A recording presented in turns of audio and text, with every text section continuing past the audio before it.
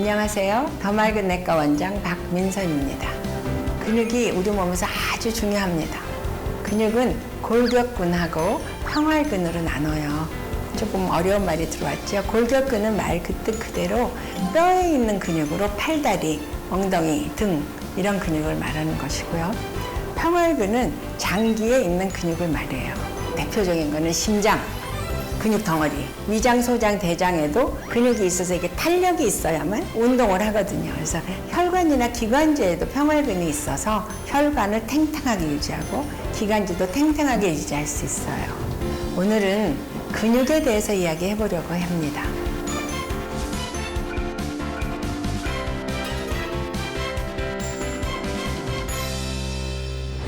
우리가 어릴 때 배우는 거 보면 3대 영양소라고 배우지요. 첫째, 탄수화물, 둘째, 단백질, 셋째, 지방으로 이야기하는데요. 이 탄수화물이라는 건요, 먹으면 소화돼서 포도당으로 변해요. 포도당으로 변하면 혈액 안에서 우리 몸 구석구석으로 이동하는데 어디로 가느냐? 마치 휘발유예요. 그래서 세포 하나하나가 우리 몸에 있는 모터라고, 자동차 모터라고 얘기하면 포도당이 피를 통해서 돌아가면서 우리 세포로 쏙 들어가서 세포가 살아가는 데 필요한 연료를 제공하는 거예요. 그래서 골격근도 평활근도 연료가 있어야 돼요. 포도당이 들어와서 쓰지요. 근데 예를 들어서 1000칼로리를 먹었다. 그러면 1000칼로리 중에 그중에 700칼로리에서 900칼로리는 근육에서 쓰는 거예요. 특히 골격근에서.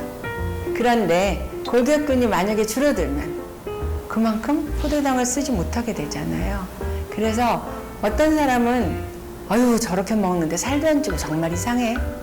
정말 살이 안 찌는 체질이야 라고 이야기하고, 어떤 사람은 물만 마셔도 체중이 분다 라고 이야기하는데 그건 바로 그 근육의 양의 차이가 있습니다.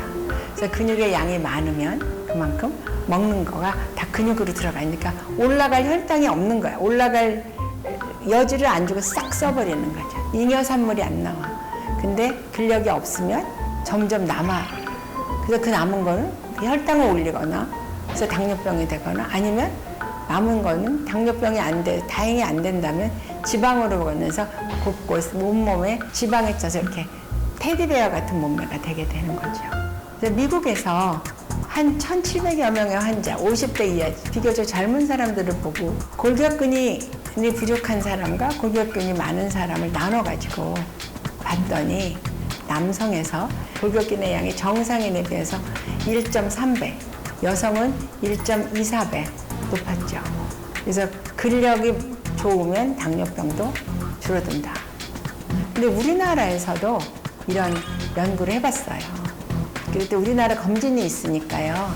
당뇨병이나 당뇨병 전 단계가 없는 건강한 사람 20만 명을 근육의 양에 따라서 4그룹으로 나눴어요.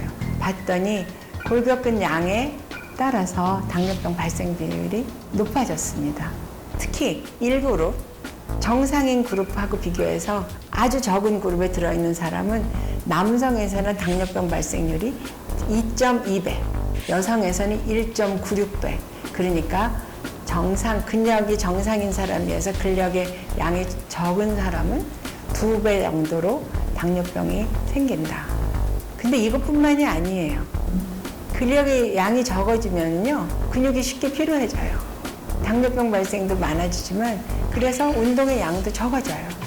근력이 없어서 당뇨병이 생기면 당뇨병 때문에 근육량이 더 줄어들고 쉽게 피로해지고 또 근력이 더 약해지고 아무리 먹어도 새로 근육이 안 생기고 이런 악순환이 가는 거죠.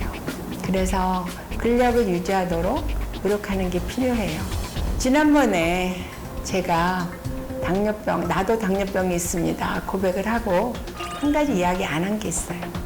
제가 그때 스트레스는 엄청 받았고 움직이는 거 싫어하고 우리 어머님이 당뇨여서 아마 가족력도 있었을 것이다 라고 얘기했는데, 내 친구들이 대부분 나보다 이 허벅지의 두께가 한 배 반 정도 되는 게 보통 내 나이의 중년 여성이고요.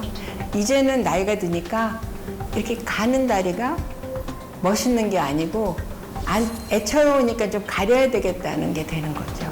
그래서 저는 아마 키에 비해서 근육량이 부족한 것도 당뇨병을 발생시키는 한 가지 원인이었을 거예요.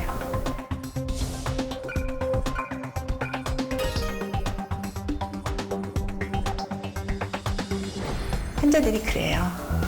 그 운동을 열심히 하면 될까요? 저의 대답은 재료가 있어야지 운동해도 근력이 나오지. 그렇잖아요.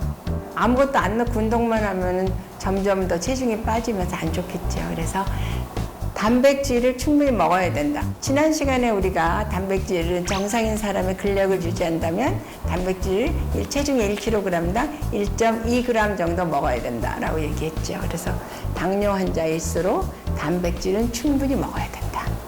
먹고 오늘은 5분 운동했지만 내일은 10분 운동하고 그 다음 날은 15분 운동해서 점점 올려서 근력을 키워야 된다. 그럼 나는 근육을 올려야 되고 혈당은 높이지 말아야 되니까 단백질을 많이 먹고 탄수화물을 싹 안 먹으면 될까요? 맞을까요? 틀릴까요? 안 됩니다. 왜냐하면 탄수화물은 우리 몸의 연료예요. 그래서 연료를 넣어주지 않으면 어떻게 돼요? 여러분들 생각해 보세요. 겨울에 추워. 연료는 나무야. 나무가 부족해. 그럼 뭘 태워요? 막 타이어도 태우고 뭐 눈에 보이는 거 다 태워버리면 어떻게 돼요? 노폐물은 더 많이 생기고 그 다음에 그때는 아무리 내가 골격을 잘하려고 집에 나무들로 창틀 만들고 그래도 어떻게 막 뜯어내서 태워야 되잖아요. 똑같아요. 사람 몸도. 그래서 포도당이 충분히 내 몸에 당을 발생시킬 만큼 탄수화물을 먹지 않으면 겨우 만들어 놓은 근육을 뺏어다가 연료를 써버려요. 이렇게 되면 근육은 약해지죠.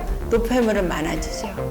그래서 악순환이 일어나니까 탄수화물도 충분히 드셔야지 돼요. 탄수화물을 얼마나 먹어야 될까? 요새는 당뇨가 안 걸리고 하려면 4대 4대 2 이렇게 얘기합니다. 그래서 탄수화물 4, 단백질 4, 지방 2 이렇게 먹어야지 근력도 유지하고 당도 올리지 않는다고 이야기하죠. 근데 이것도 이렇게 되면 단백질 되게 많이 먹어야 돼서 힘들어요. 그래서 보통은 5대 3대 2 정도로 합니다. 그래서 여러분들 잊지 않으셔야 되는 거는 단백질 섭취를 충분히 하지만 탄수화물도 충분히 들어오지 않으면 근력을 유지하기 어렵다. 당뇨 환자에서는 특히나 근력이 중요하다고 아셔야 되고요. 근육은 하나도 없고 정말 할머니, 할아버지들 만지면 지방만 말랑말랑하게 있는 분들은 젊어서 없던 당뇨도 생겨요. 왜냐하면 먹은 거를 어디서 써줄 데가 없어서 그래요. 그러니까 나이 들어서 생기는 당뇨를 예방하기 위해서 현재 있는 당뇨를 잘 조절하기 위해서도 여러분들의 근육 꼭 잘 보존하시고 늘리시기 바랍니다.